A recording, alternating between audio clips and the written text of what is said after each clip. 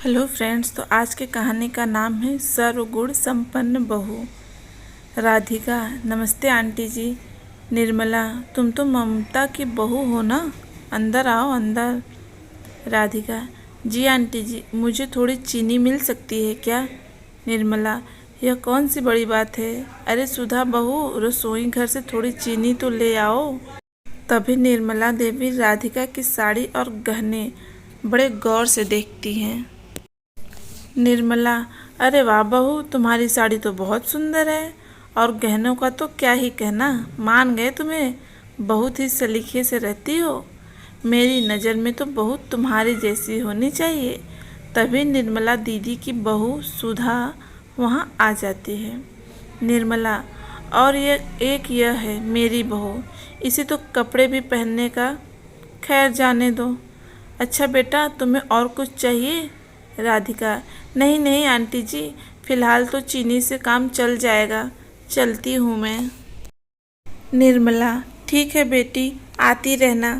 राधिका: हाँ हाँ, क्यों नहीं, हम दोनों पड़ोसी हैं। आखिर राधिका के जाते ही निर्मला सुधा से कहती है।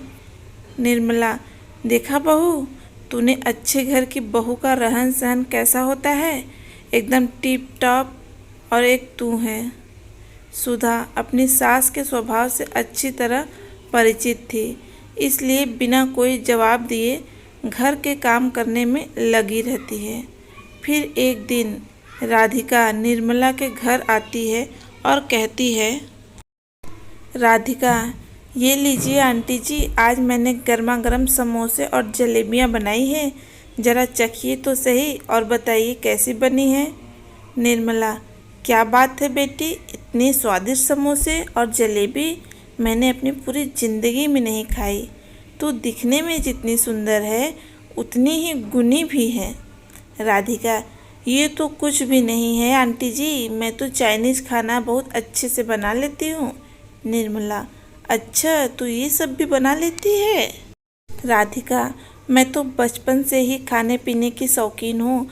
आंटी जी, कल आप मेरे हाथों से बना हक्का नूडल्स खाकर देखिएगा, तब आपको पता चलेगा कि असली खाने का स्वाद किसे कहते हैं। निर्मला: सच बहू, ममता बड़ी किस्मत वाली है जो तेरी जैसी बहू उसे मिली है। राधिका: आपकी बहू सुधा वैसे दिखने में मेरी जितनी सुंदर न सही, पर फिर भी ठीक ही है आंटी जी। वैसे घर के काम अच्छी तरह कर ही लेती होगी ना? निर्मला: अरे घर के काम क्या खाक कर लेती है। अरे पता नहीं पिछले जन्म में कौन से बुरे काम किए थे कि मुझे सुधा जैसी निकम्मी बहू मिली है। अरे इसे तो ठीक से रोटियां तक बेलना नहीं आता है। राधिका: अब क्या कर सकती हैं आंटी जी, भगवान सबकी बहुओं को मेरे जैसे सर्वगुण संपन्न भी तो नहीं बना सकता ना। अच्छा आंटी जी, चलती हूँ मैं, शाम को मुझे ब्यूटी पार्लर जाना है, आप भी चलिए ना मेरे साथ। निर्मला: मैं पार्लर इस उम्र में? राधिका: अरे आंटी जी, अच्छा दिखने की कोई उम्र थोड़ी ना होती है, आपने शाम को तैयार रहिएगा। निर्मला: ठीक है बेटी, तुम जिद करती हो तो ठीक है, चली जाऊंगी। इस तरह निर्मला देवी राधिका से इतना प्रभावित होती है कि हर वक्त लड्डू की तरह उसके पीछे पीछे घूमती रहती थी। देखते ही देखते निर्मला देवी राधिका की पक्की फ़ैन बन जाती है और हमेशा अपनी बहू सुधा को बात बात पर राधिका की तरफ बनने की नसीहत देती रहती है। फिर एक रात निर्मला देवी अपनी बहू सुधा को डांटती है। निर्मला: अरे नालायक, खाने में मसाले डालने में इतनी कंजूसी क्यों करती है? हमारे यहाँ मसाला क्या तेरे पिताजी के यहाँ से आता है जो तू सब्जी में इतना सोच सोच कर डालती है? जरा भी स्वाद नहीं है इस सब्जी में। निर्मला का पति: अरे भाग्यवान, सब्जी तो ठीक बनी है, तुम बेकार में बहू के ऊपर भड़क रही हो। निर्मला: आप जरा ममता की बहू के हाथों की सब्जी खाकर देखना, तब बात करना, उंगलियां चाटते रह जाओगे।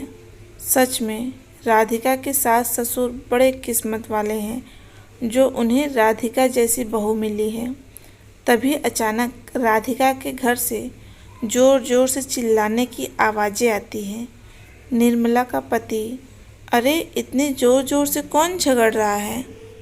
सब लोग बाहर निकलते हैं और देखते हैं कि राधिका अपने सास ससुर को धक्के मार के घर से बाहर निकाल रही है।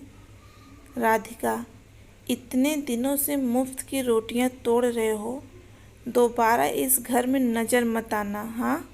राधिका का पति, अरे लेकिन राधिका, आप चुप रहिए और चुपचाप अंदर जाइए।